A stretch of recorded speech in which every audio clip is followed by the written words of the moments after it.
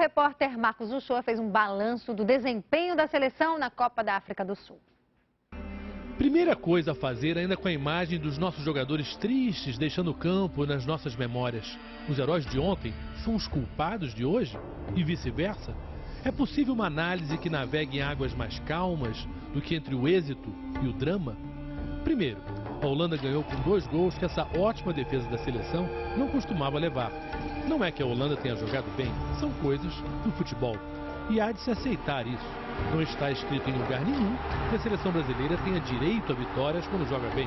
No primeiro tempo, o Brasil jogou bem. Segundo, perdemos porque nossas estrelas estão longe de exibir o estado de graça futebolístico de outros tempos. O melhor exemplo é Kaká.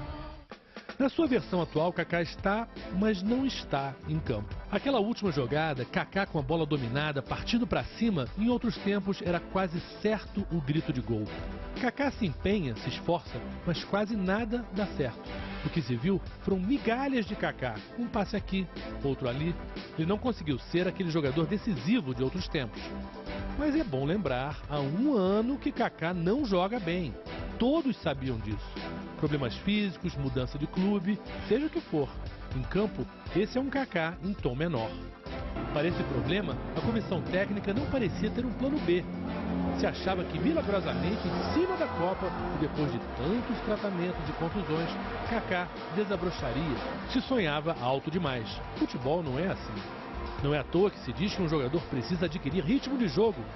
Sem tempo, nesse quesito, Kaká esteve sempre meio desafinado. O Kaká é um exemplo maior porque, como jogador merecidamente mais festejado, premiado e elogiado, se esperava mais dele. Mas o brasileiro acabou sendo vítima também de uma Copa que, como se fosse uma praga, ignorou os grandes ídolos. O inglês Wayne Rooney? Nada. O português Cristiano Ronaldo? Nada. O marfinense Drogba? Nada. Messi, o argentino? Quase nada. Kaká foi irrelevante como os outros. No último ano na Itália, pela Juventus, Felipe Melo colecionou cartões de todas as cores com espantosa regularidade. Chegou a ser eleito o pior jogador estrangeiro.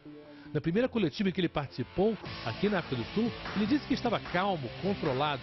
Muitas das vezes eu passo dos limites em realmente alguma falta, mas eu estou me preparando muito para quando começar a Copa do Mundo eu estar bem preparado e somente ajudar o Brasil. Não foi o que se viu. O pisão dele num jogador que não o agrediu e que estava no chão foi descrito pelo técnico da Holanda como vergonhoso. É difícil encontrar outra palavra. Foi uma surpresa? Não, não foi. O banco de reservas brasileiro tinha Júlio Batista como substituto de Kaká. Júlio é reserva no Roma há bastante tempo. Baseado numa ótima Copa América de 2007, 3 anos atrás, ele foi convocado. Kleberson, pelo que vinha jogando e pelo que joga, grafite, e fez uma excelente temporada no futebol alemão no ano retrasado. E a frase tão popular de que futebol é momento? É verdade? Claro que é. Quando o torcedor brasileiro pediu Ronaldinho Gaúcho, provavelmente não foi lembrando de momentos mágicos dele na seleção. Até porque foram muito poucos.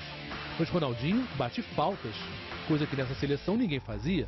Dá passes criativos e tem a capacidade de entrar e surpreender com algo diferente. Ronaldinho era o passado? E o presente, já pensando no futuro, de Neymar e Ganso? Esses jogadores, pelo que o torcedor brasileiro viu, são piores do que Júlio Batista, Kleberson e grafite? Não, isso não é uma questão de opinião. São números, fatos. A cultura do futebol brasileiro sabe muito bem qual é o trio melhor. E ele não estava nessa Copa. Então por quê? Por que Dunga se negou a oportunidade de olhar para trás e tentar, com algum desses jogadores, a chance de resolver um problema?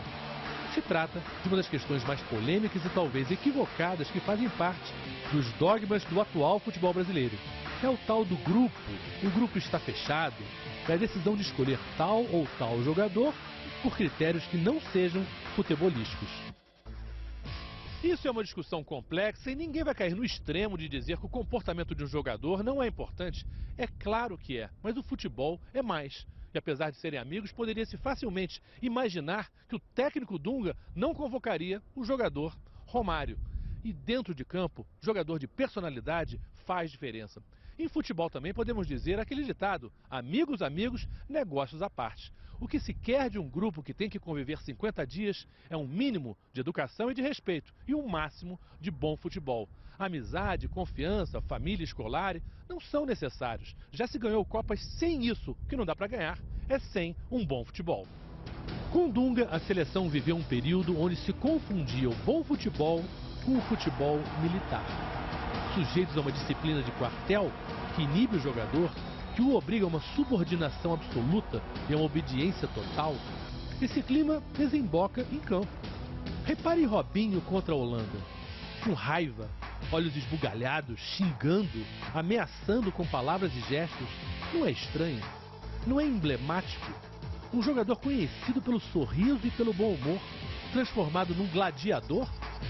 Se funcionasse, até não se diria nada. Mas esse clima provoca expulsões. Esse clima provoca um futebol aguerrido, com certeza, mas menos alegre, menos criativo e, em suma, menos brasileiro. Muito se falou dos problemas de Dunga com a imprensa e o torcedor, de certa forma, não tem nada a ver com isso. O chato foi que não havia necessidade de tanto rancor, porque, de fato, tantas proibições acabaram vetando a seleção. Depois da Copa de 2006, se criou um clima de que, porque alguns fizeram bagunça, todo mundo ficou de castigo depois da aula. Isso não é jeito de se lidar nem com crianças, muito menos com adultos. A cobrança sobre a seleção é grande? É. Às vezes exagerada? Sim.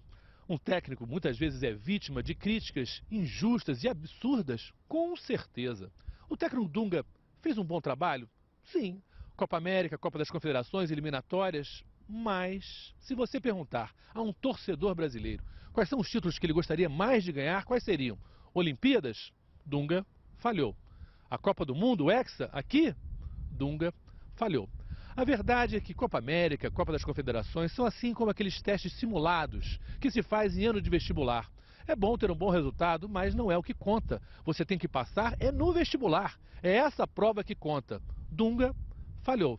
Vai ter que estudar um pouco mais.